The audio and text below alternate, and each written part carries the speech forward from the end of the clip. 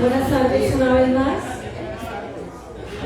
Los invitamos a acomodarse en las sillas que están dispuestas y vacías en el patio. Y vamos a iniciar con el conversatorio que nos ocupa esta tarde sobre el libro Cagua, Crónicas de la llegada del café a Santander. Antes, darle las gracias a la Casa Cuatro Juntas y el Herrero por permitir que hoy estemos en este lugar hablando de historia, hablando de cultura y hablando de patrimonio. Es un honor para todos los colombianos que cuando se hable de café de alta calidad se mencione a Colombia. Y es un orgullo para nosotros que en este país se cultive una de los mejores productos a nivel mundial, pero sobre todo para Zapatoca, que este producto sea un renglón importante de su economía. Y por eso estamos justamente aquí hablando hoy sobre cómo llega el café a Santander, cómo aparece en el mundo, cómo se extiende por Colombia gracias a los santanderianos. Yo soy Alexandra Dávila, soy una apasionada por la lectura y por la historia. Y me complace estar esta tarde en Zapatoca, una vez más dando este conversatorio. Me acompañan Giovanni Gabaza, quien es el dueño de un legado histórico de la fotografía, de la imagen de Santander, de Bucaramanga, y quien se ha dedicado a conservar este legado, pero también a procurar que la historia y el patrimonio se preserven.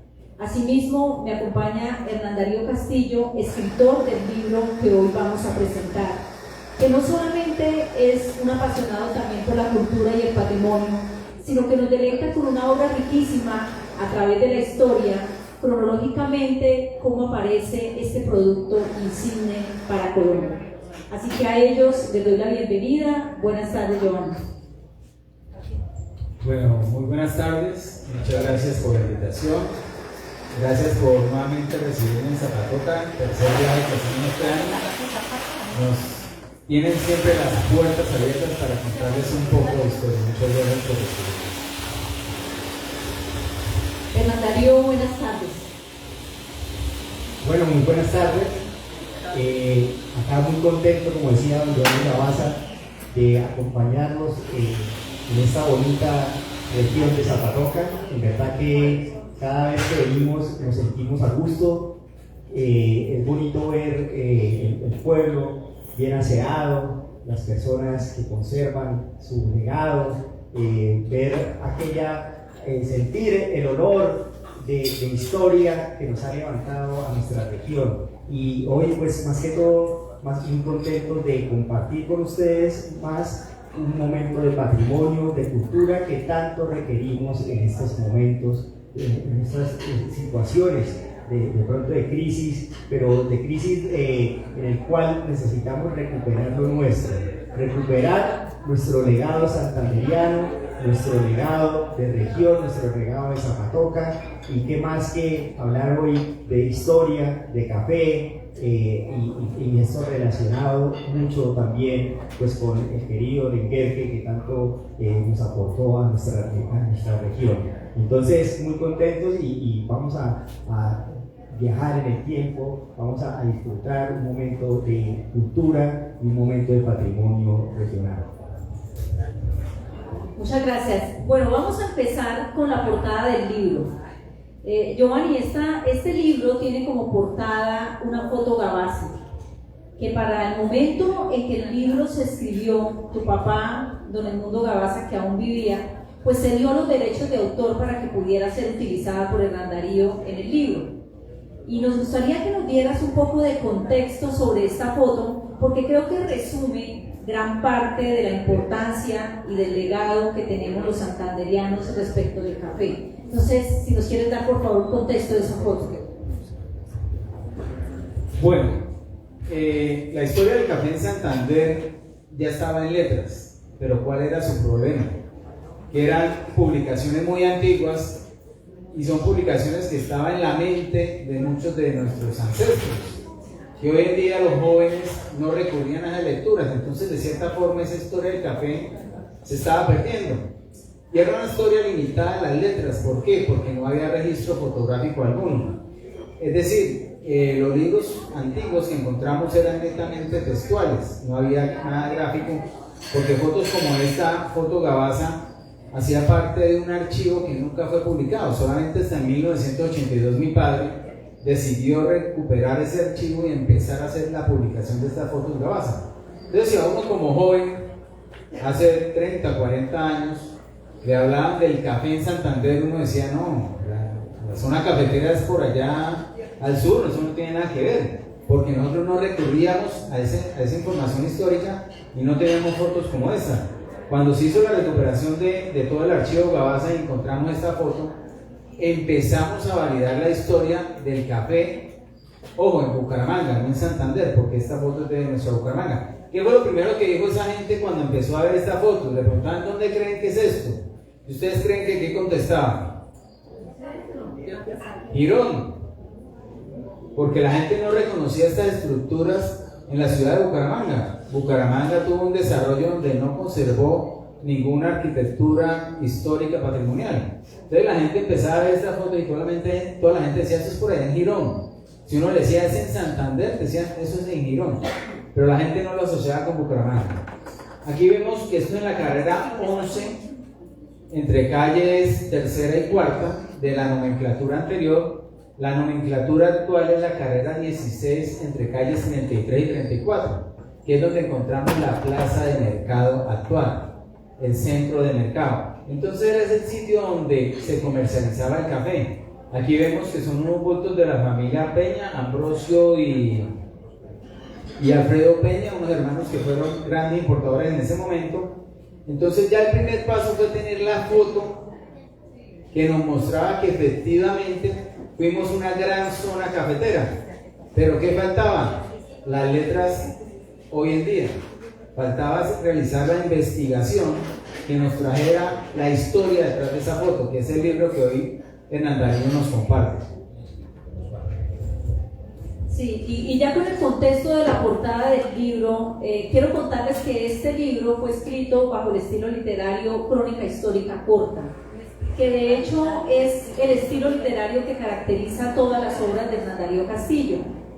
De hecho, en el libro hay una parte bien interesante que dice, cuenta la historia que un pastorcito llamado Calvi se la pasaba tocando canciones con su flauta todo el día, al mismo tiempo que pastoreaba sus cabras mientras éstas buscaban alimento. Al final del día, las llamaban con sus armonías de la flauta. De esta manera, el rebaño lo seguía. Pero un día las cabras no volvieron. Calvi volvió a entonar sus melodías y las cabras no volvían.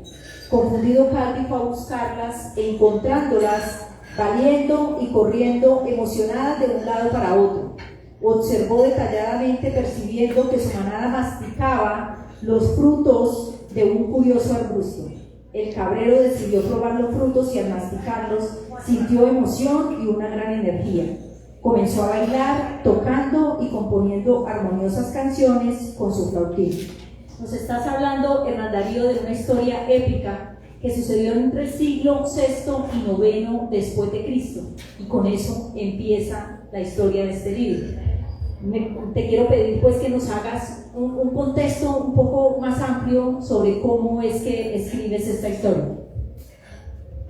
Bueno, empezar este libro es un proyecto que tuvimos en el año 2019, en diciembre del 2019, en la Casa del Libro Total.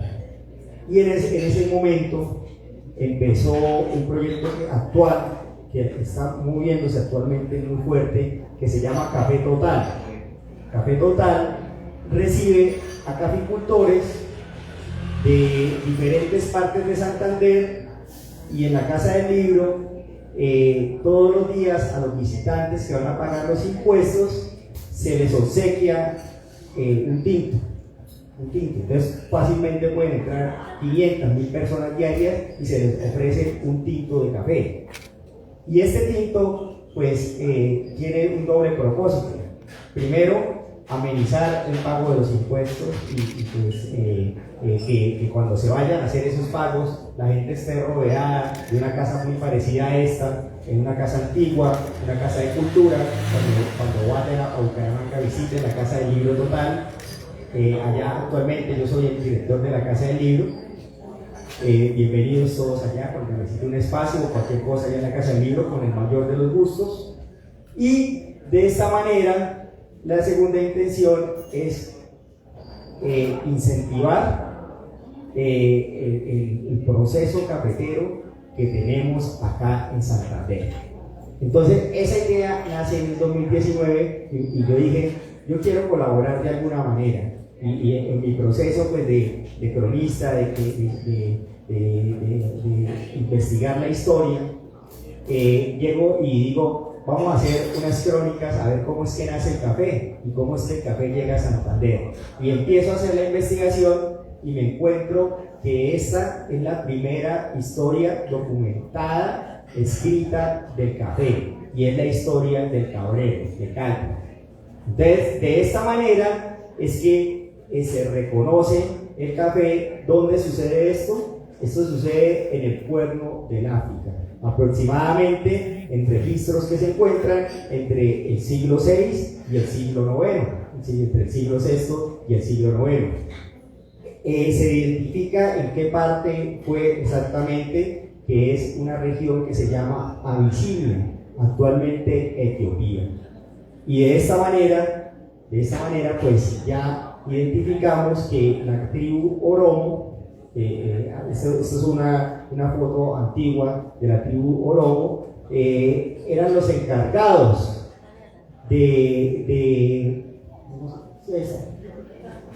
ahí está la familia de la tribu Oromo, eran los encargados de sembrar el café. Ellos fueron los que empezaron la producción de café allá en el África.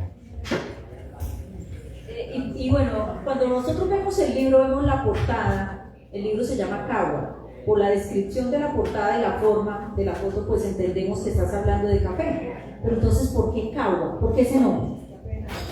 Sí. Entonces empieza mi investigación y yo digo, bueno, qué interesante esto de las tribus de allá de esta parte del África empiecen el tratamiento del café y el cultivo del café. Y de esta manera, esta tribu es colonizada por los islamistas. Entonces los islamistas pasan ahí un estrecho que hay muy cerca a Asia, al Medio Oriente, y de esta manera llegan allá a la zona de Etiopía, en la parte de arriba de África, y esclavizan a la tribu Oromo.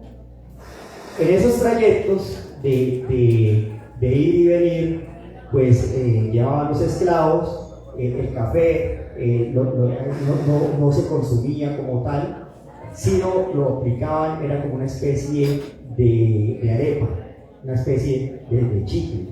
Entonces lo masticaban y eso les generaba algún estímulo de alguna manera. Creería yo sin ser investigador, habrá que mirar investigaciones, que era algo así como los indígenas hacían acá con el tema de la coca.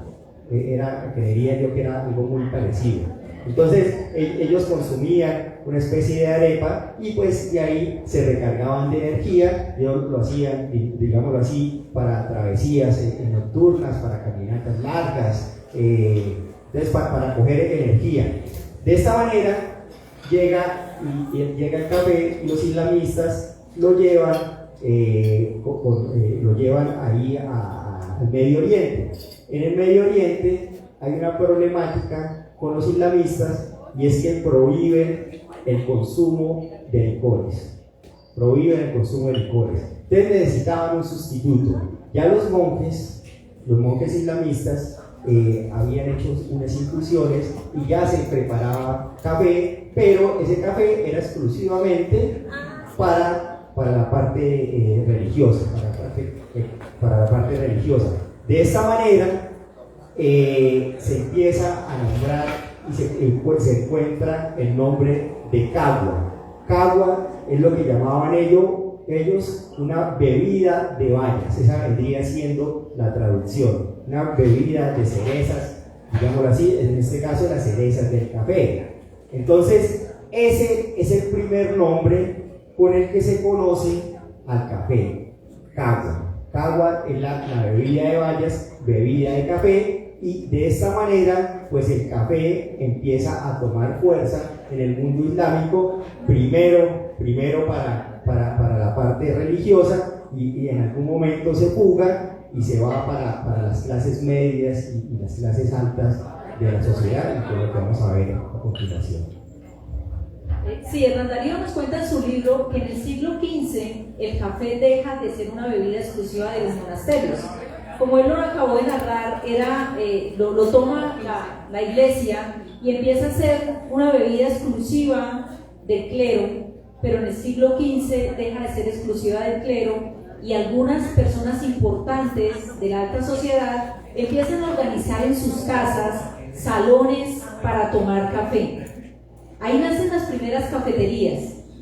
Sin embargo, los seguidores del Corán consideraron que estas reuniones eran reuniones en donde se hablaban temas no aptos para ellos o no conocidos, y entonces empezaron a tildar estas cafeterías como antros de prostitución, como antros del demonio, y fue así como en 1511 el gobernador de la Meca decide cerrar las cafeterías y prohibir el consumo del café en estos lugares. Eso originó una gran revuelta que degeneró con la aprehensión del gobernador de la Meca, con la derogación de la medida y con la pena de muerte para este gobernador, no solo por estas razones, sino por algunas razones conexas. En tu libro, Hernán, nos cuentas que Turquía monopolizó el café por 500 años. Y creo que eso es importante saberlo, porque para que esté durante tanto tiempo monopolizado por una sola región, pues tuvo que ocurrir algunas cosas importantes que quiero que nos cuentes cómo sucede esto de la monopolización del café por parte de Turquía. Bueno, el tema del café es tan importante que permea toda la cultura de los islamistas. Ellos lo acogen muy bien, y de esta manera empieza a impulsar y a ser parte de la sociedad. Se encuentran algunas historias jocosas o agradables a la lectura de hoy en día, y es que, por ejemplo, llegaba un pretendiente a la casa de una señorita y le daban café y le echaban sal. Entonces, si no hacía gestos, era que pasaba la prueba. Si hacía gestos, de una vez no servía. Entonces, ¿cómo se va metiendo el café en la cultura como tal? Y lo que comenta Alexandra, pues es algo fundamental, y es que ellos hacen un monopolio del café. ¿Y de qué manera hacen el monopolio? A las siembras les hacían unas rigurosas, digamos así, filtros, de tal manera que no podía salir un grano de café que no fuera tostado, tenía que ser todo tostado, ningún grano fértil, ninguna mata de café. ¿Y qué pasaba con aquellas personas que intentaban hacer algo? Eran castigados con pena de muerte. Era algo drástico que tenían, intentaban por todos lados. Se encuentran diferentes tipos de historias de cómo se intentaban burlar las aduanas, y era muy difícil, en verdad. Entonces, de tal manera que con esto ellos garantizaban una economía próspera.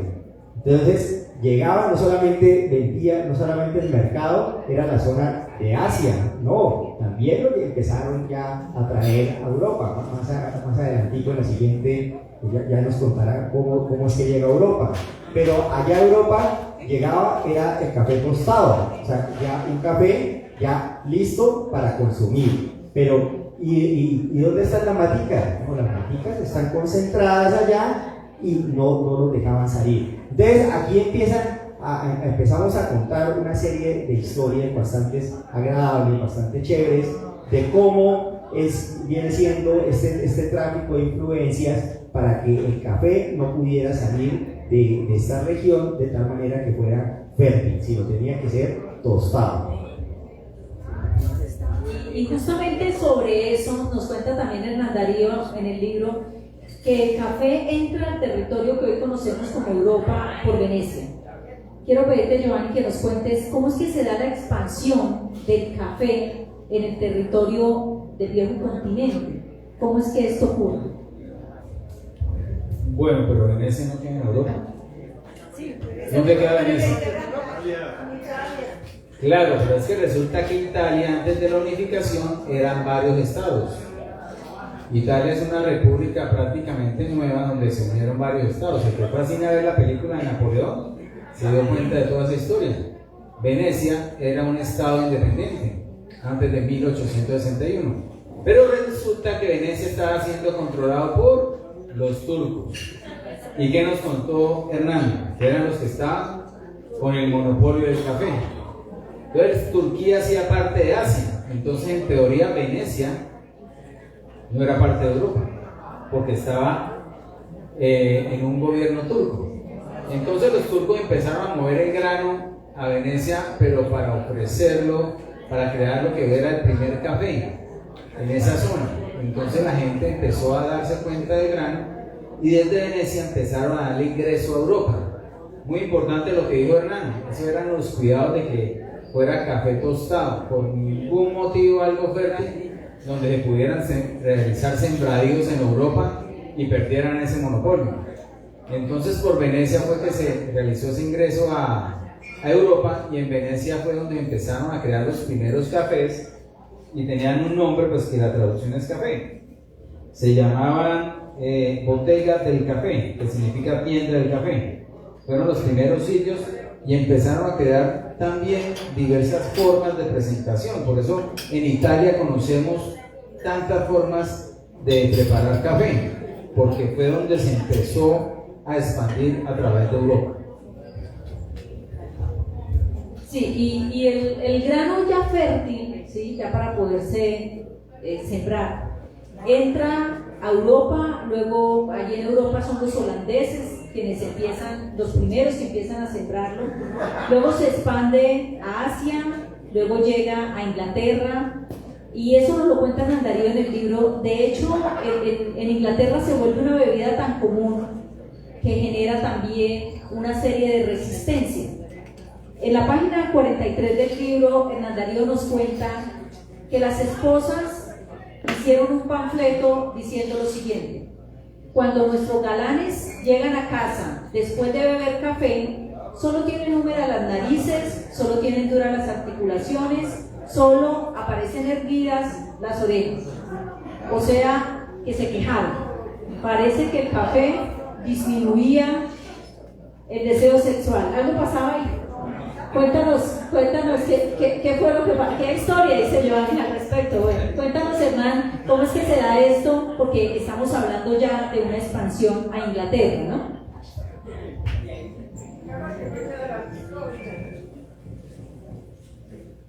Bueno, antes de eso, ¿cómo es que entra oficialmente el café a Europa? Y es que por el lado del año 1600, estamos hablando que ya habían pasado aproximadamente 500, 600 años de monopolización del café por parte de los turcos. Le lleva al Papa Clemente VIII, allá en Italia, le llevan al Papa, le llevan una taza de café y le dicen: señor Papa, esta es una poción maldita. ¿Y por qué una poción maldita? Pues porque la consumían los islamistas. Entonces, obviamente, los católicos tildaban a los islamistas de que tenían pactos con el diablo. Entonces, él dice: bueno, hay que censurar el café como tal. Eso es lo que le sugieren a él, que censure el café. Y él dice: pues efectivamente hay que censurarla, pero déjenme probarla a ver qué es lo que yo voy a censurar. Entonces, la bebida es una bebida negra, oscura. Usted llega y la prueba y le parece tan delicioso que la bendice y le dice, no, esto hay que bautizarlo, y ahí hace su entrada a Europa. Entonces, de esa manera es que el café entra a Europa como tal. Este es uno de los personajes holandés de Países Bajos, que es de los primeros que empieza a traficar ya con plantas hacia Europa. Llevan a Países Bajos, llevan unas plantas y las empiezan a cultivar en unos jardines botánicos. Estas ya son unas cafeterías en Inglaterra. Entonces, lo interesante es que el café, a medida que va pasando, desde que nace allá o desde que se descubre allá en el cuerno del África, va pasando por toda Asia y va pasando por Europa, va dejando una marca cultural.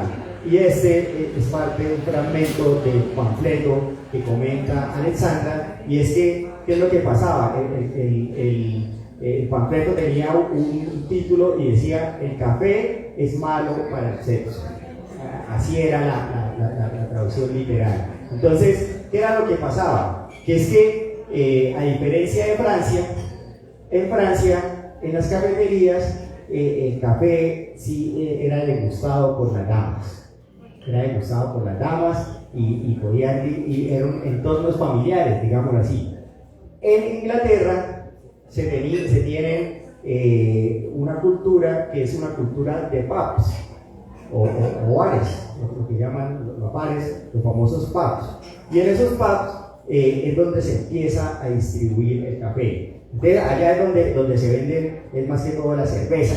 Pero entonces se empezó a dar café.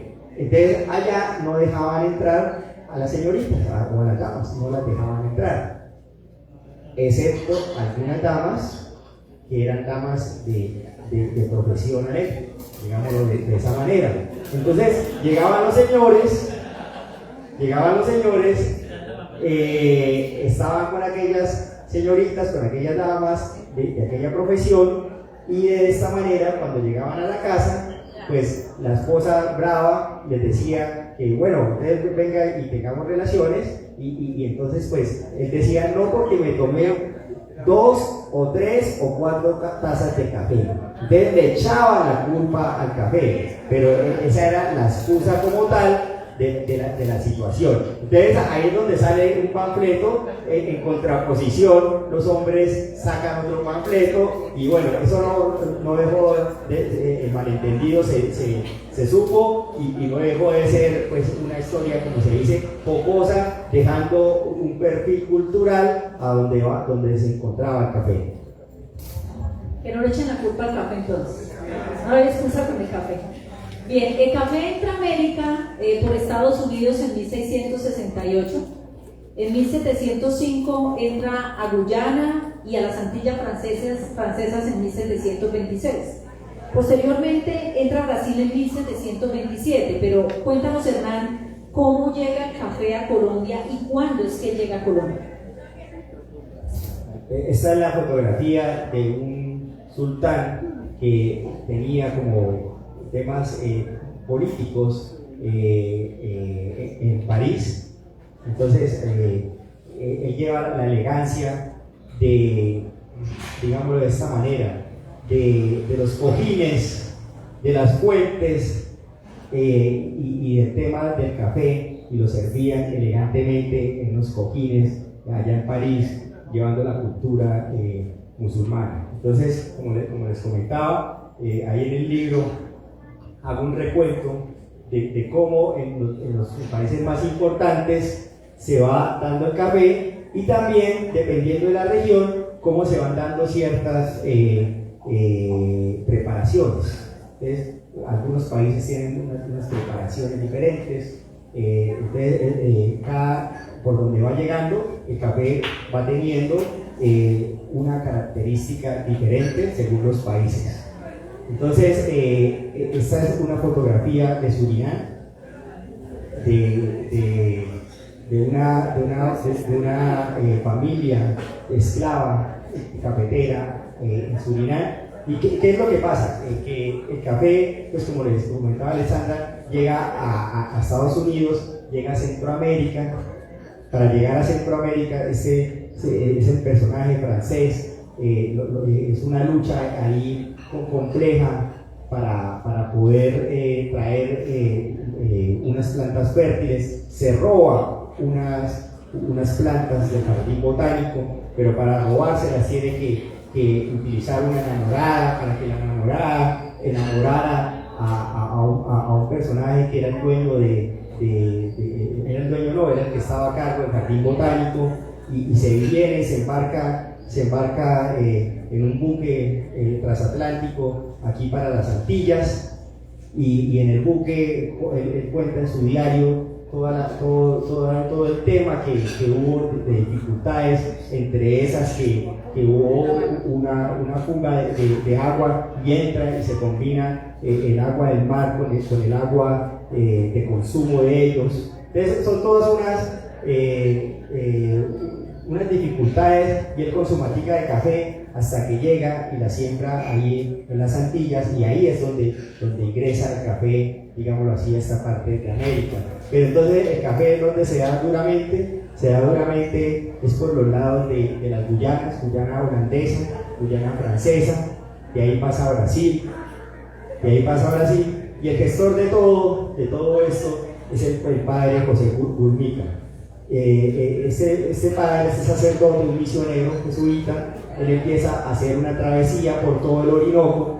Entonces empieza prácticamente desde Brasil, y él tenía una característica, que por donde iba pasando, iba sembrando el café y iba escribiendo en su diario de qué manera, cómo se comportaba el crecimiento del café como tal. Entonces, de esta manera, el café entra por primera vez por allá, por los lados de Popayán, por esos lados, y entra, pero para un consumo de religiosos. Solamente lo tenían, digamos así, los religiosos para sus huertas, para el consumo de ellos. Por otro lado, en Venezuela se gesta bastante el café, la siembra del café, más que todo se da en una región que se llama Rubio, en Venezuela. En esta región se llama Rubio, es por Gervasio Rubio, y don Gervasio Rubio es un personaje cafetero que impulsa el café, y ahí crece, el café va creciendo, y el café llega por primera vez a Colombia por los años de 1800. Se tienen los registros que un médico francés vive en Villa del Rosario, amigo de Gervasio Rubio, hacen una especie de alianza, y se tienen unas escrituras en las cuales ellos compraron una finca, y como a los 10 años iban a hacer como los papeles, y al momento de hacer los papeles decía que ya tenían tantas plantaciones de café. Entonces, de esta manera es que estas son plantaciones de café. Este es el Gervasio Rubio, y bueno, de esta manera acá tenemos la finca El Palmar, así se llama, año 1800, El Palmar, allá por los lados de Villa del Rosario, y de esa manera es que Venezuela, Santander en ese momento, ¿no? Hoy en día, norte de Santander, pero en aquel momento era Santander. ¿Por qué Santander? Porque es que cuando en aquel momento, pues digámoslo así, Santander incluía las dos regiones. En ese momento, pues todavía ni siquiera era provincia de Pamplona. Se podría decir que era provincia de Pamplona como tal, no estaban definidos los departamentos. Más adelante sí se llama Santander, pero bueno, ahí ahorita contaremos un poco de la historia de nuestro departamento de Paso. Miren, ustedes acabaron de escuchar dos contradicciones, ¿cierto? ¿Sí escucharon? Sí, están atentos. Las dos contradicciones. Porque primero dijo que entró el café por Popayán, y después dijo que entró por ¿sí o no? De eso se tratan las crónicas de este libro. El problema que nosotros tenemos con la historia es que hay muchas versiones, y generalmente esas versiones se ponen a contradecirse. Entonces la discusión de que el café entró por los jesuitas por Popayán, no, que el café entró por el norte de Santander, por este personaje, y es la contradicción en la historia. ¿Qué es lo que hace Hernán en este libro? Recoge cada una de las crónicas y todas son válidas, porque son diferentes épocas y diferentes escenarios. Entonces lo que no teníamos nosotros en la historia del café era eso. Ustedes entran a la página de la Federación Nacional de Cafeteros y no encuentran la historia que viene en este libro, porque ellos se limitan a lo que había alguien en algún momento hablado de los jesuitas. Entonces lo bueno de las crónicas es que nosotros en este libro no dejamos de lado ninguna de las versiones, sino aclaramos la veracidad de cada una, porque fue en diferente época y en diferente momento.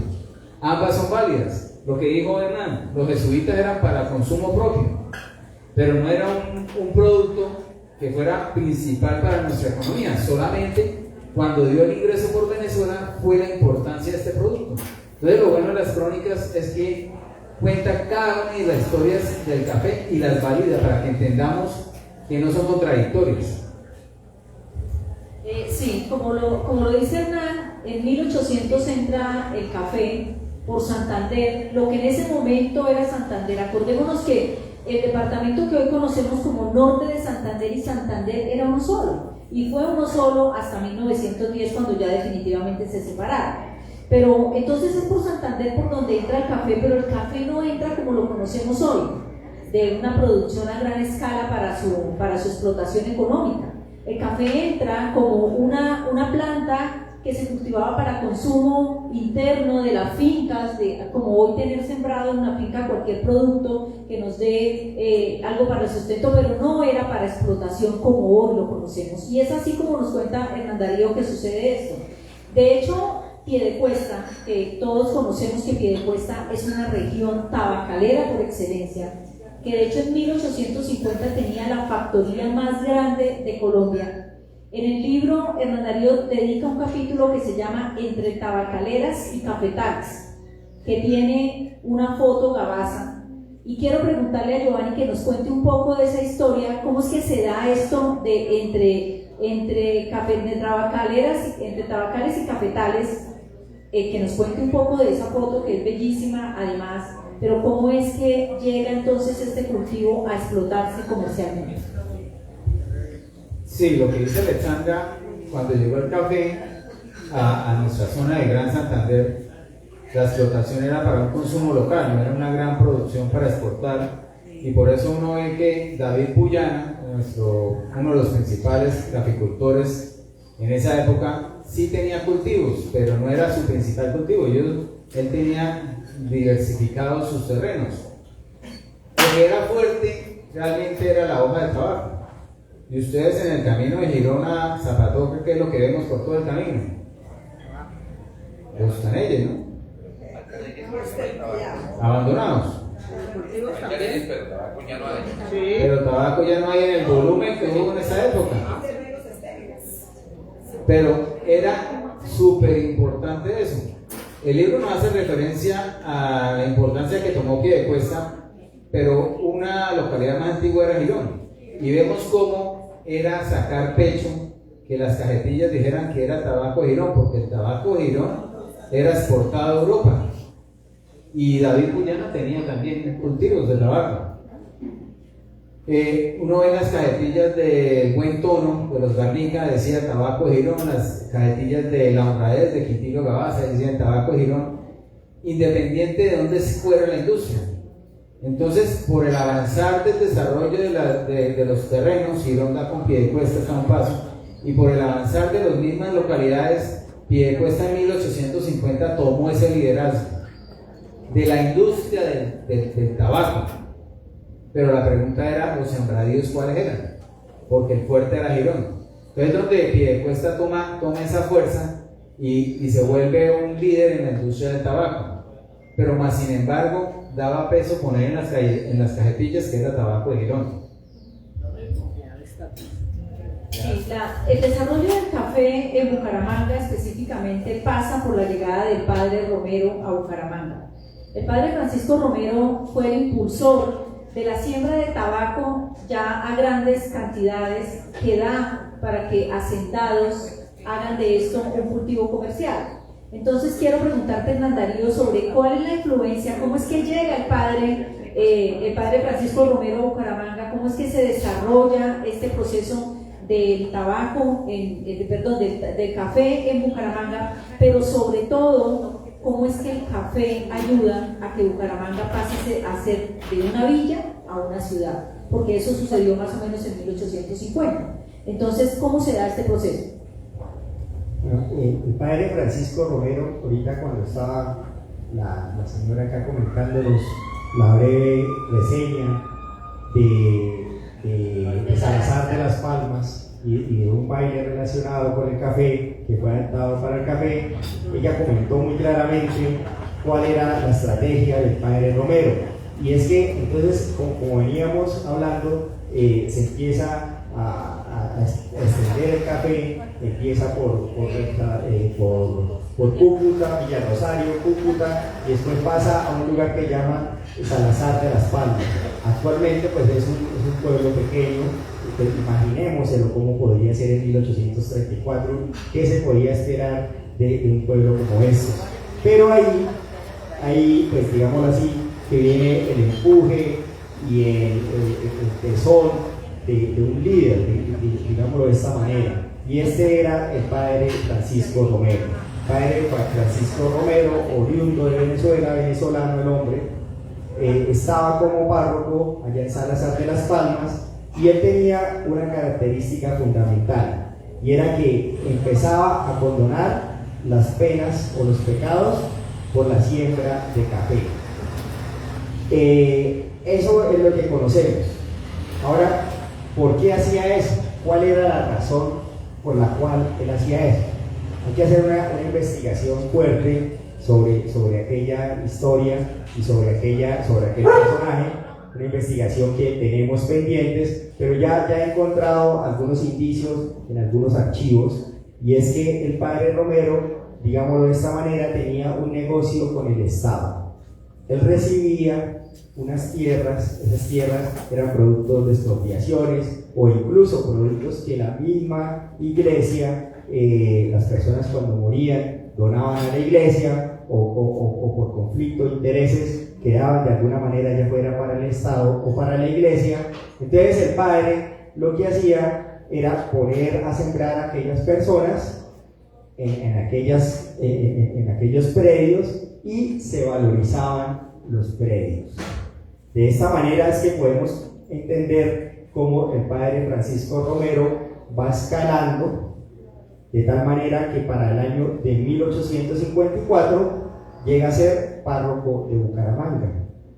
Entonces esa es la verdadera razón. O sea, él se va trayendo y iba subiendo, digámoslo así, su estatus de parroquia en parroquia, pero al mismo tiempo iba creciendo el café, y al mismo tiempo pues las tierras que él iba dejando iban ganando dinero. De esta manera, los primeros indicios de café que se dieron en Bucaramanga fue en el año del 1820.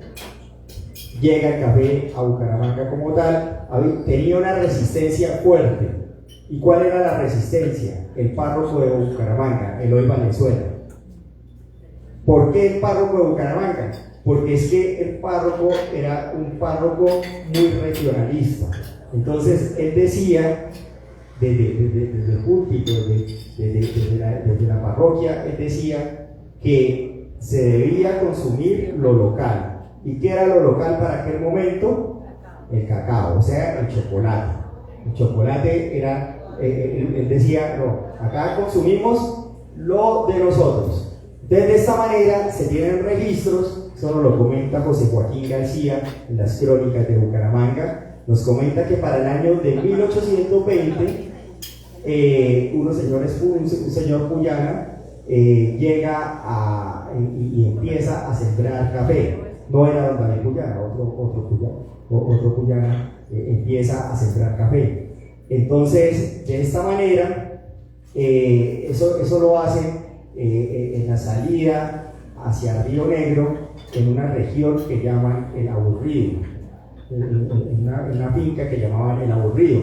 De casualidad, hablando hace como 2 meses con un señor de apellido Stunkel, don Ludwig Stunkel, que es de descendencia de alemanes. Él me comentaba, y estábamos hablando, y me decía, no, es que yo soy de familia cafetera, mi familia en aquel momento tuvo una finca que se llamaba El Aburrido, y yo quedé asustado y le mostré un libro y le dije, vean, esta es nuestra finca, y aquí José Joaquín García dice que era la serie de Río Negro. Me dice, efectivamente, es una finca de Río Negro, o sea, no es que fuera la área de Río Negro, era el Río Negro, la finca. Entonces, ahí es donde uno va atando historias y pues con el tiempo va identificando lugares, y yo siempre quise saber dónde quedaba esa finca, y investigué y miré, nadie me dio razón. La finca existió y creo que actualmente se llama El Aburrido. Tengo que pedirle los archivos pues como para indagar más del tema, pero no se dio el café. En 1820 no se da el café como tal. Hicieron esfuerzos, ahí mismo lo decían, que hubo resistencia del mismo campesinado y no daba económicamente el café como tal. Entonces, de esta manera es que llega a Bucaramanga en 1850 el padre Romero. Este es un monumento que hay ahí en el Parque Romero. Erigieron este obelisco en conmemoración al padre Romero, y es que pues llega el padre Romero y empieza él a sembrar matas de café por todos los alrededores de Bucaramanga, y se empieza a extender fuertemente. Pero Bucaramanga tiene una característica principal en aquella época, que es que venía de ser villa, y para 1850 tiene un cambio o un estatus ya de ciudad como tal. ¿Y por qué se hace estatus? Por varias razones. Primero, el café empieza a tomar movimiento y empiezan a llegarse a Bucaramanga para su respectiva comercialización y siembra. Segundo, estaban lo que comenta don Giovanni, el tabaco estaba en su auge, el cacao también estaba en su auge. Había unas características que eran los sombreros hippie japa, eran sombreros que llegaban y fabricaban damas de la región santanderiana. Lo manufacturaban en los cantones empezó en Girón, acá Zapatoca, Socorro, San Gil, y se comercializaban en Bucaramanga. Para 1850 Bucaramanga era conocido en el mundo por los sombreros jipijapa. Bucaramanga. ¿Quién lleva este mensaje? Humboldt, Alexander von Humboldt, un botánico que viene acá a estas regiones. Digámoslo así, él se va encantado de todo este momento que ve de fauna, de flora, algo que él no conocía allá por sus regiones de Europa. Se va encantado y esa es una de las razones por la cual llega Lenguerque acá a Bucaramanga y a esta región de Santander. Entonces, o sea, ¿por qué Lenguerque no se fue a otro lugar, fuera Venezuela, fuera Ecuador, fuera Argentina? ¿Por qué se viene para la Nueva Granada y por qué se instala acá en nuestra región? Porque él tenía conocimiento de los sombreros jipijapa. Entonces, de esa manera es por, digamos así, lo que se atrae, y de esa manera es que Lenguerque pues queda encantado con la región y decide instaurarse aquí en la región, y él cambia el comercio. Y es que cuando él llega en el año de 1852, él pisa tierra de Bucaramanga. El comercio no es el comercio como se conocía actualmente. El comercio se daba, era en las salas de las casas. Allá llegaban las importaciones, extendían en la sala de la casa los productos, los pocos productos que importaban, y de esta manera llegaban y pues sin mayor esfuerzo se hacían las ventas como tal. Entonces, ¿Qué innova Lenguerque?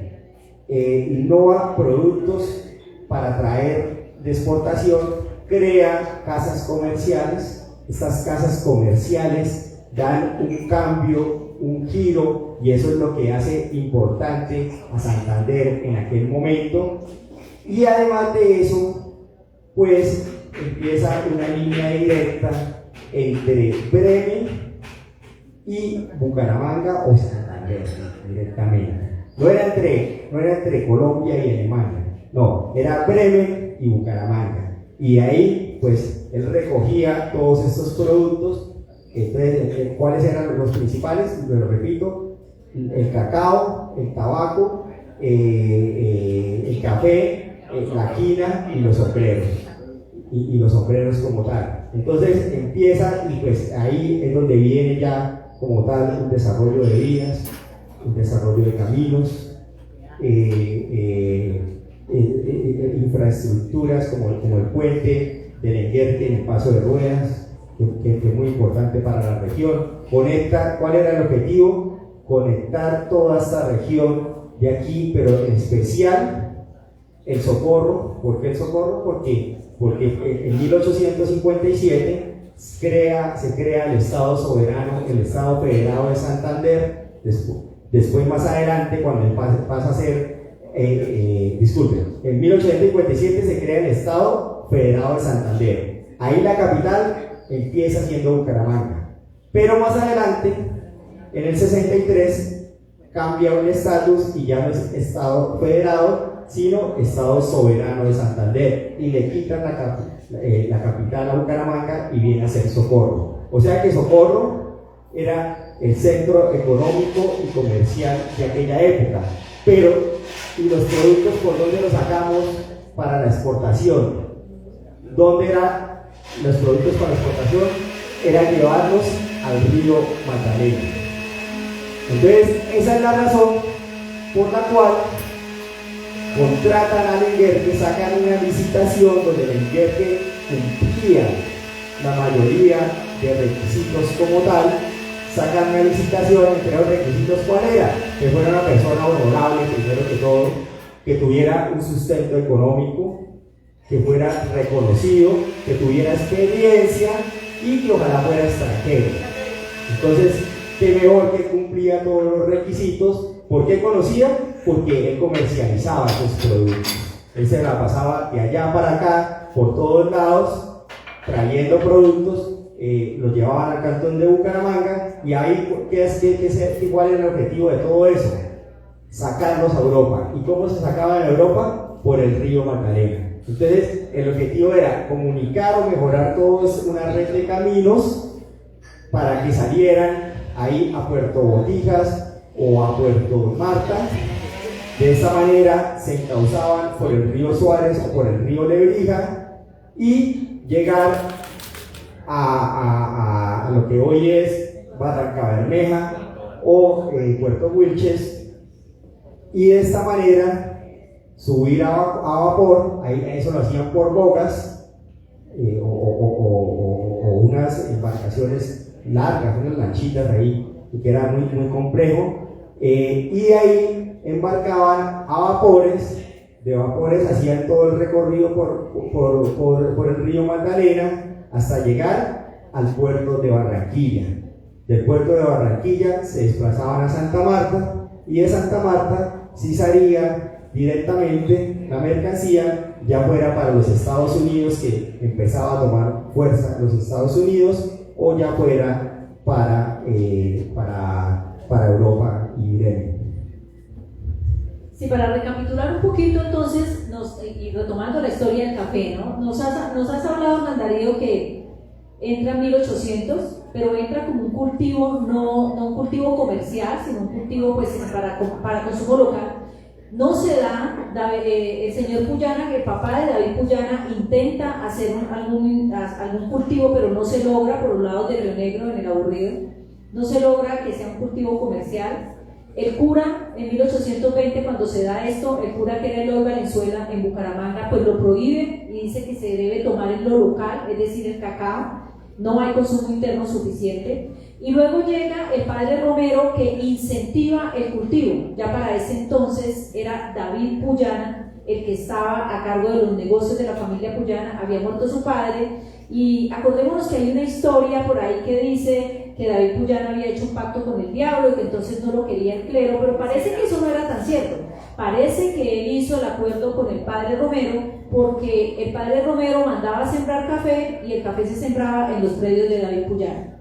Y es así como después de 1860 más o menos se convierte Bucaramanga en un territorio con muchísimo café para el desarrollo comercial. David Puyana y muchos extranjeros liderados por Lenguerque empiezan a exportar este producto hacia Europa. Como lo dijo Hernán Darío, el comercio se daba hacia Bremen. En Montebello, en el Corregidor y en el Florito había cultivos de café y Lenguerque cultivaba café. Entonces empieza el café a ser un producto ya muy importante por las razones anteriormente dichas, y pasa algo muy interesante que está escrito en el libro.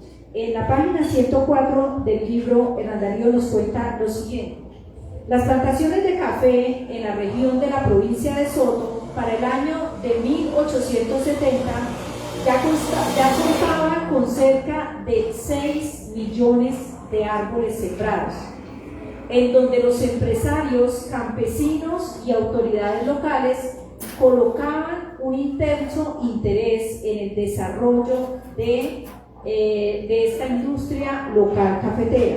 La necesidad del fortalecimiento de la economía mediante la banca libre para establecer la regulación de los negocios cafeteros llevaría a los caficultores y otros gremios a la idea de fundar el primer banco de la región. Cuéntanos, Giovanni, ¿cómo es que en 1872 se crea el Banco de Santander, que es un importante hito para la economía santandereana y que es jalonado justamente por el cultivo del café? Bueno, algo importante de lo que nos contó Hernán, que Bucaramanga perdió la capital y la retomó Socorro. ¿Por qué Lenguerque montó aquí una casa comercial? Porque era el punto medio entre donde traía los productos, ¿cierto? Las capitales que se disputaron del territorio, ¿cuáles fueron? Socorro, Vélez, Pamplona y Girón. Entonces, Lenguerque dijo: venga, Bucaramanga está en un punto más estratégico, más central de todos estos sitios para ser el centro comercial de toda esta producción. Y era la cercanía a Puerto Botijas para poder sacar este producto.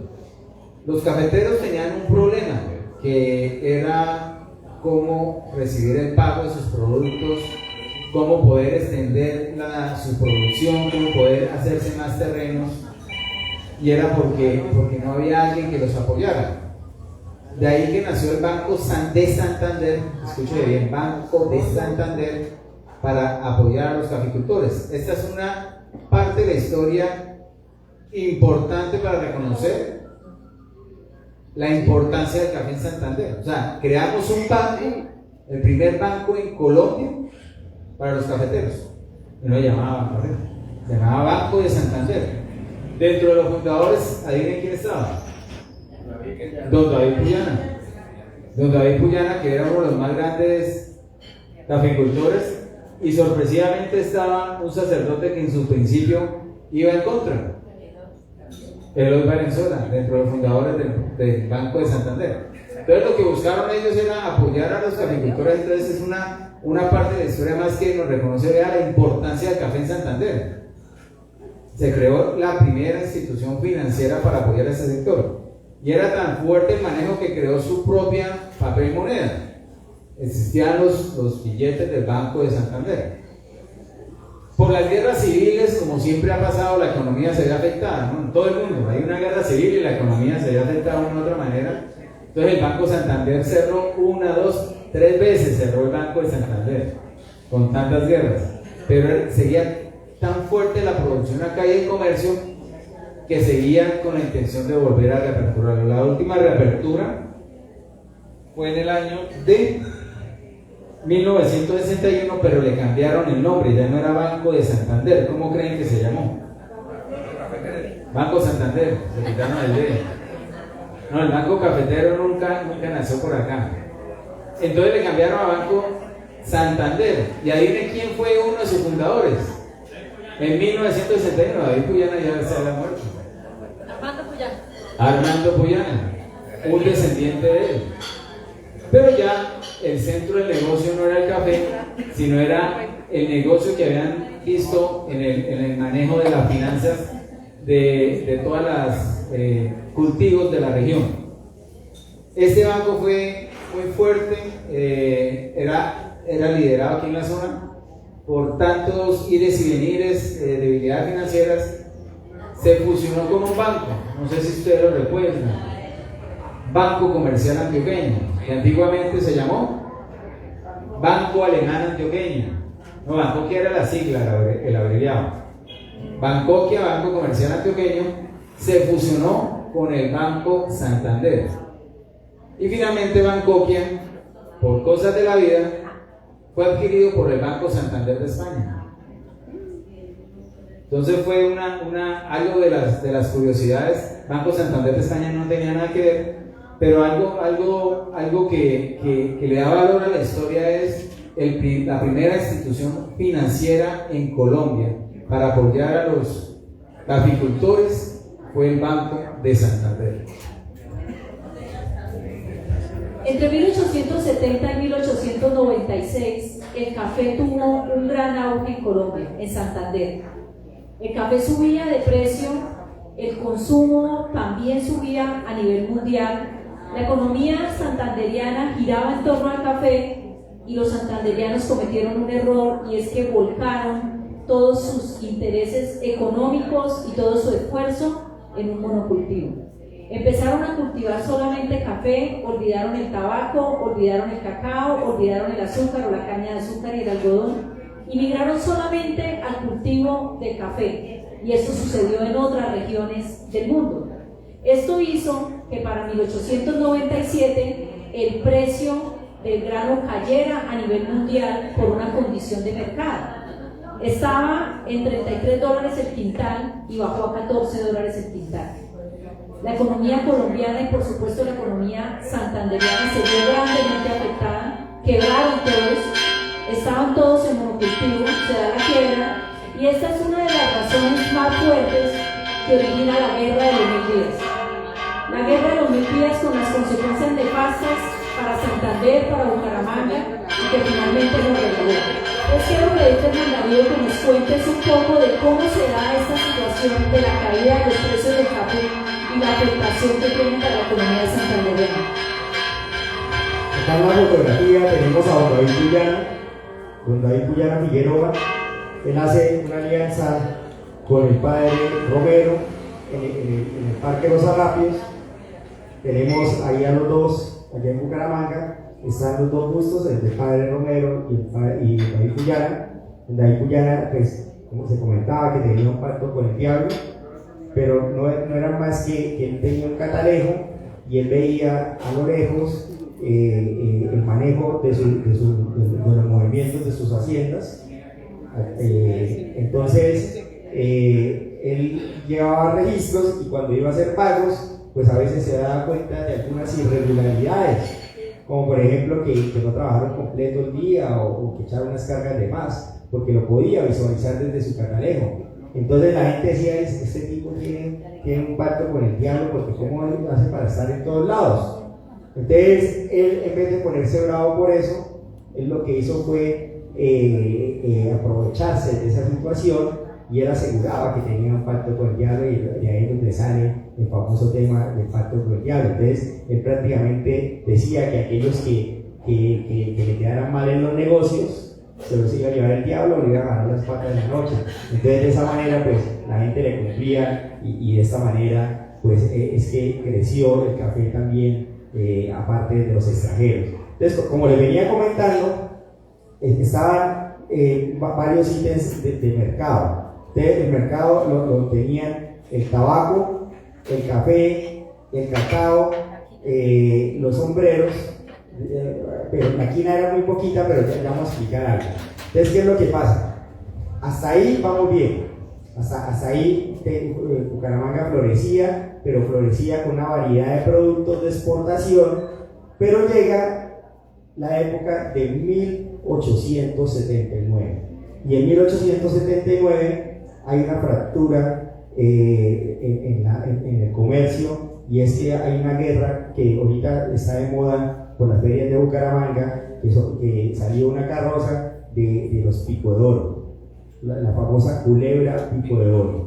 Entonces, ¿qué es lo que pasa? La culebra de los Pico de Oro eran los artesanos regionales, pero cuando hablamos de artesanos, pues queremos decir que personas que trabajan los oficios como tal, no las bellas artes, como la pintura, bueno, la escultura sí viene siendo de artesano, pero no las bellas artes, sino los oficios, eran más de arte de oficios, de manipular oficios. Entonces se encontraron en una guerra con los del comercio en Bucaramanga, y pues el 7 y 8 de septiembre de 1879 existieron unas revueltas muy fuertes. Entre esas revueltas, pues lo que se quería era que los artesanos querían, digamos así, exiliar y sacar a los alemanes, a la provincia alemana.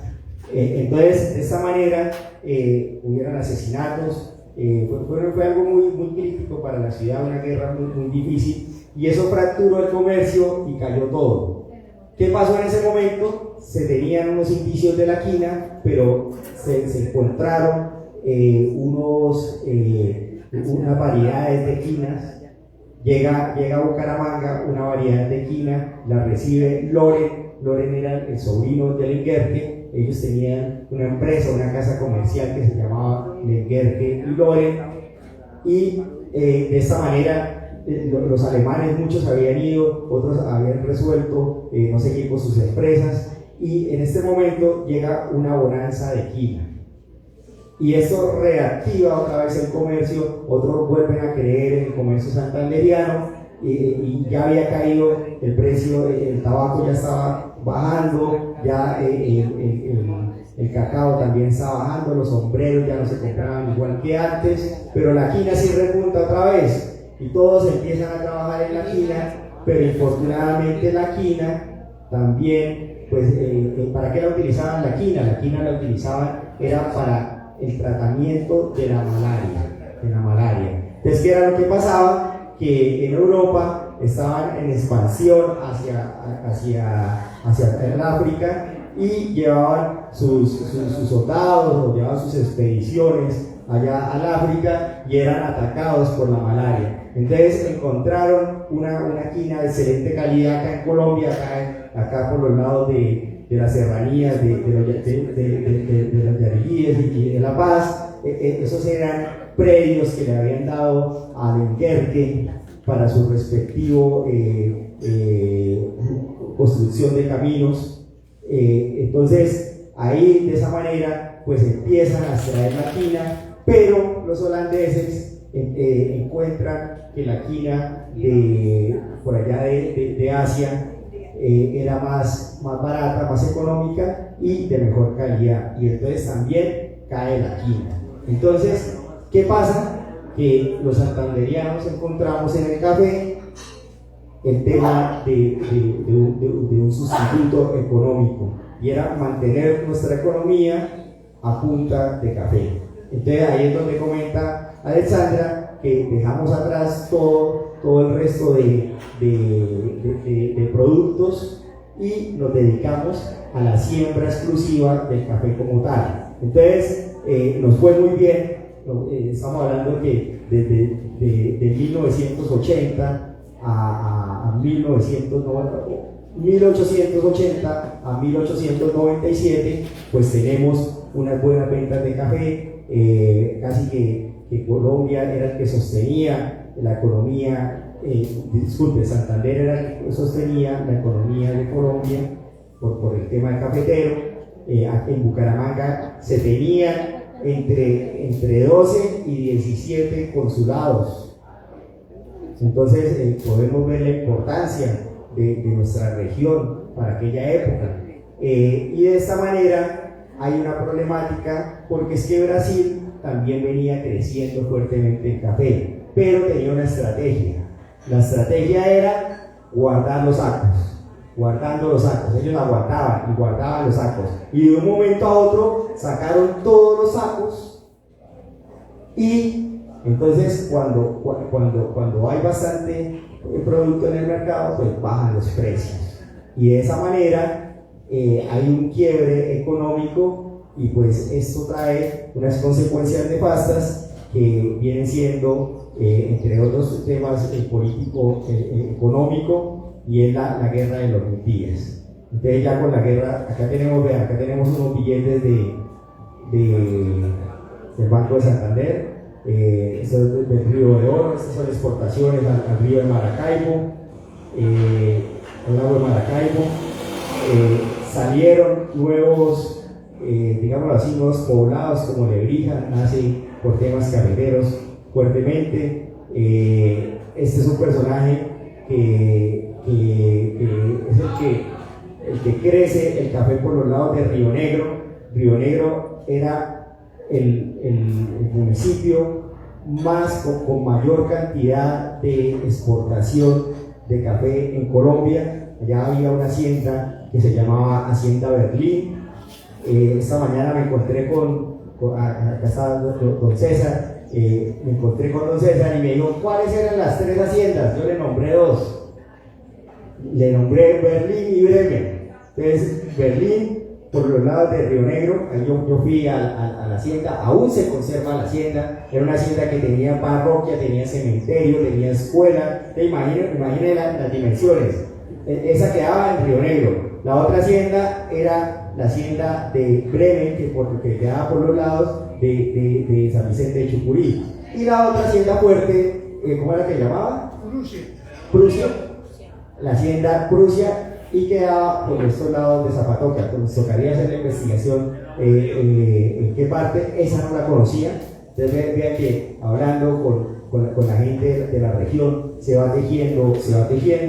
Esta es pues una imagen que retrató un artista acerca de cómo el café llega aquí al movimiento en Brasil. Y bueno, esta es una foto Gavasa. No, esta no es la Gavasa, mentiras. ¿Sí, esta es la Gavasa? Sí. Es una foto Gavasa. Cuéntenos rápidamente ahí de esa foto y el contexto de esa foto, don Giovanni. Bueno, esto es de las finales de la batalla de Palo Negro, la guerra de los 1000 días, y resulta que en ese sector donde se prestó la batalla, pues no recogieron los cuerpos, los dejaron abandonados, y Eulogio Aguilar, que era dueño de esta zona, decidió limpiar sus campos y recoger los cráneos, y hizo esta pirámide en honor a todos estos combatientes que fallecieron. Hay una particularidad de esta foto, que este fue un letrero que hicieron a mano, quedó mal la fecha, y días después, me imagino, hicieron el letrero corregido y Amalia Ramírez tomó una nueva foto. Por eso se confunde con una foto de Amalia Ramírez con la foto Gavasa. Esta es la foto Gavasa que tiene el letrero con errores. Estos cráneos, cuando se celebró el centenario, el 20 de julio de 1910, en la celebración del centenario de la independencia, fueron retirados de este lugar y fueron transportados al cementerio católico central.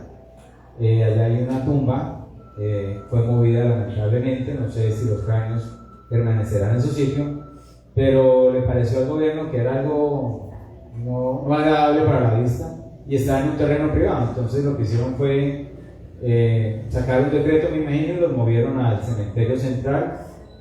Ese centenario fue muy importante para la ciudad de Bucaramanga. Además que fue el traslado de estos cráneos, fue la inauguración del Parque Romero y del obelisco. El obelisco es en honor al padre Romero, pero también habla de los combatientes de la guerra de los 1000 días. Tiene 4 honores ese obelisco. Sí, como nos ha contado Hernán, entonces la guerra de los 1000 días trae unas consecuencias nefastas para Bucaramanga. Ya había pasado el tema del levantamiento de la culebra Pico de Oro, que pues finalmente se da solo en Bucaramanga. La guerra de los 1000 días es en toda Colombia, pero Bucaramanga puso la mayor cantidad de muertos, inició en Bucaramanga la guerra, y esto trae unas consecuencias comerciales y económicas muy fuertes para la región, pero el café sigue, a pesar de esta situación económica tan crítica, sigue siendo cultivado más o menos hasta 1920. En 1920, Santander pierde el liderazgo del cultivo de café y empieza a extenderse el cultivo de café en otras regiones de Colombia. Para cerrar, le quiero pedir a Hernán Darío que nos cuente cómo pasa Santander de ser el líder de la región, de la economía cafetera en Colombia, a ya no figurar en el listado de los departamentos que más producen café, para darle paso entonces al público que nos haga las preguntas que tenga preparadas. Acá tenemos Café de Santander, un aviso de periódico.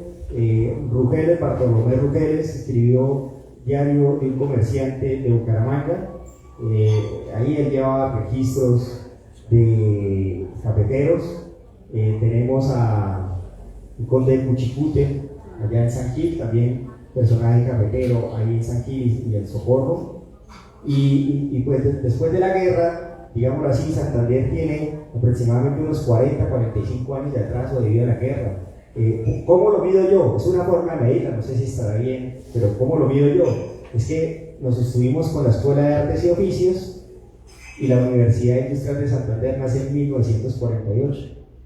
Es una medida de decir que de 1850 a 1900 tenemos un desarrollo en Santander grandísimo, nos estancamos y hasta 1948 es que tenemos, digámoslo así, nuestra primera universidad. Nos sostenemos solamente con la Escuela de Artes y Oficios, que tenía sus secciones en diferentes partes de la región, pero no era algo profesional. Entonces es una forma como la que yo mido el atraso como tal, y de esta manera pues llega el café y se lo llevan a otra región del país, que es el eje cafetero.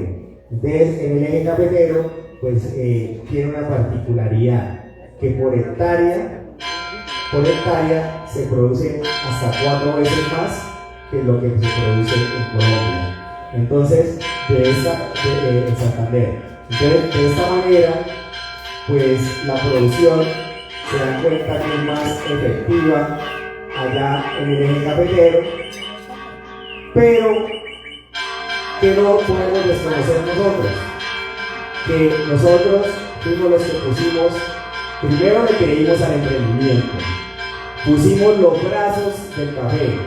Hay una estadística, la tengo en el libro, en el cual viene el crecimiento demográfico o de cantidad de personas, y en Río Negro creció enormemente de 1870 hasta 1890, creció enormemente. Pasó estaba muy cerca a la cantidad de personas entre Río Negro y Bucaramanga, estaba muy cercana, se pasó a muchas poblaciones. ¿A qué se debía eso? A que varias personas de diferentes partes del país llegaban a Río Negro a sembrar café, porque había bastante trabajo. Entonces, nosotros fuimos los que creímos en el café, le pusimos la experiencia, la berraquera, la comercialización, y bueno, hoy en día, digámoslo así, pues ¿cómo está el tema cafetero?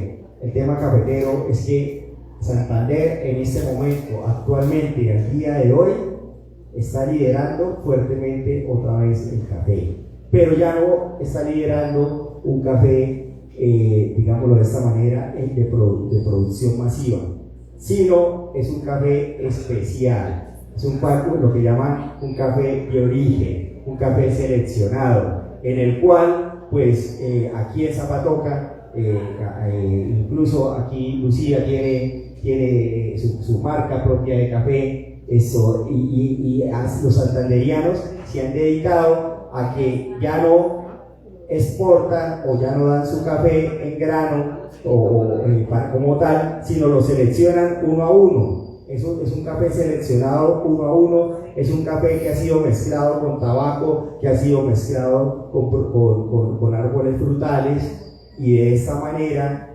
ellos mismos hacen su proceso de café y tenemos un café especial y que es un café que gusta. El café comercial que probamos normalmente, digamos el más conocido, pues el que yo más conozco, Sello Rojo, es un café pues que sí, es delicioso, es rico, es lo que nos enseñaron a tomarnos, pero si lo comparamos con cualquier café especial, en verdad que se nota la diferencia, se nota la diferencia. Yo en este momento ya me acostumbré al café especial y cada vez que tomo un cafecito que no es especial, ya lo siento muy diferente y es difícil tomármelo para mí, ya se malacostumbra uno a un café de calidad, en verdad. Y qué bonito que nosotros, siendo para Colombia un país cafetero, pues podamos tomar un café en verdad de calidad y no un café que posiblemente pues tenga un mal proceso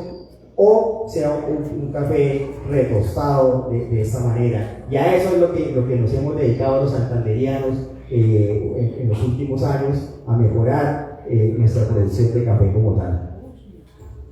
Claro, con esto terminamos el conversatorio. Quiero darle la palabra al público si alguien tiene preguntas para podérselas responder en este momento. ¿Alguien quiere hacer alguna intervención, quiere hacer alguna pregunta o hacer algún aporte? Aquí al fondo. A ver. Y acá. Ariel. Señor.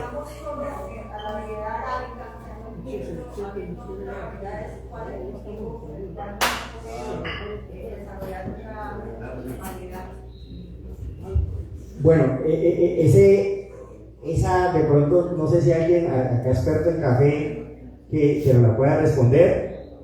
Nosotros hablamos desde la parte histórica, entonces la parte técnica como tal, si no la manejamos, pero entonces si hay alguien aquí que nos colabore posiblemente. Tengo una pregunta con don César. Sí, entonces ya ahorita miramos lo de la variedad, a ver si hay alguien que nos colabore. Acá una pregunta. Hablando de historia, yo creo que es justo reconocer la importancia de don Telmo de J. Díaz en la producción de café en Santander, y hoy en día los herederos de él en la Mesa de los Santos cultivan el mejor y quizás el más caro del mundo. Y don Telmo, Zapatoca 100%, le debemos la iglesia, todo lo que vemos fue muy importante, pero muchísimo para Zapatoca. Tenemos un descendiente directo, entonces que nos cuente algo de don Telmo. Telmo Jacinto María Díaz Serrano, junto con el papá, con José Lorenzo Díaz Forero, ellos ayudaron a sacamientos de estancho a despoblar selva en San Vicente de Chucurí, y ellos recogían la quina, la tagua, el cacao criollo y el café criollo y el tabaco criollo para traerle bandera a Evo Lenguelque aquí para que él importara. Y don Telmo Jacinto María de Serrano fue uno de los impulsores de la iglesia, de los colegios, todo lo que ustedes ven en Zapatoca, a raíz de ese negocio que él recibió cuando murió Evo Lenguelque en 1882, y la casa comercial Loren Lenguelque feneció. Entonces Loren, en el libro de los Acevedo Díaz de Zapatoca, que le venden el libro total en Bucaramanga, hablan de que le cedió parte de la casa comercial a Telmo Jacinto María de Serrano, por lo cual él siguió con el negocio del café y llegó a fundar él, Telmo Jacinto María de Serrano, la hacienda El Roble en la Mesa de los Santos, que hoy en día la cotiza en la bolsa de Nueva York y Japón con el mejor precio del mundo, ¿no? Y es uno de los mayores. Osvaldo Acevedo Serrano, Osvaldo Acevedo Gómez, es el administrador de la finca, es el bisnieto de don Telmo Jacinto María de Serrano. Sí. Yo siempre he dicho que Telmo Jacinto Díaz, que fue un personaje tan importante para Zapatoca, como en Zapatoca no tenemos ni un busto, ni una edificación o cualquier cosa de esas en nombre de este personaje tan importante para Zapatoca. Sí, es importante tomar estos daticos y mirar a ver de qué manera podemos rescatar a los personajes Entonces aquí por medio de don César y de don José nos ponemos en contacto con su descendiente. ¿Para qué? Para mirar cómo es el trabajo de nosotros, rescatar el patrimonio de nuestra región. Y qué mejor que rescatarlo desde